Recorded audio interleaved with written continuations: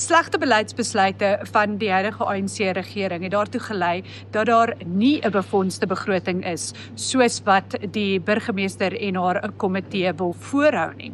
Hierdie sluit in die besluit om stadsreinigingsfooi te gebruik om die begroting te laat klop, dit wat nou deur die hof tersyde gestel is.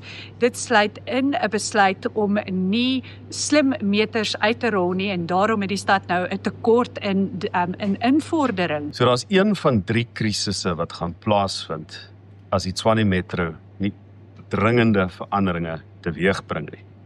Of die munisipaliteit gaan nie vir Eskom betaal nie en dit gaan lei tot vonnis in die Hooggeregshof, want die skikkingsooreenkoms met Eskom is alreeds 'n hofbevel, of die munisipaliteit gaan nie die werkers kan betaal nie, of hulle gaan pensioenbydraes van die werkers moet gebruik om operasionele onkostes te dek, soos baie ander ANC munisipaliteite, veral in die Vrystaat, of die stad gaan nie sy lenings betaal nie. En daar is 'n 1.6 miljard rand sogenaamde bullet loan wat betaalbaar is aan die einde van hierdie finansiële jaar. En dit kom daarop neer. As een van hierdie goed gebeur, gaan dit 'n stel krisisse veroorsaak.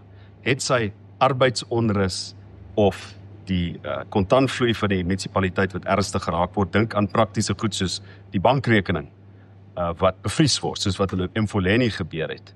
En in die lange duur is die grootste risiko vir die kredietwaardigheid van die munisipaliteit.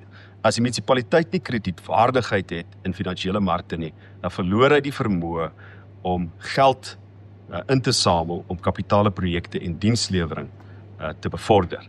En ons voorstel as die DA is, kyk hierdie werklikheid reguit in die oë, maak nou die moeilike besluite en gebruik hierdie vensterperiode voor die 14de Desember om die bedingingsraad se besluit op hersiening te neem na die arbeidshof. Ons het daar al gewen voorheen in 2023 en dieselfde saak oor bekostigbaarheid kan gebruik word om hierdie saak oor die teruggedateerde 2021 salarisverhogings ook te wen.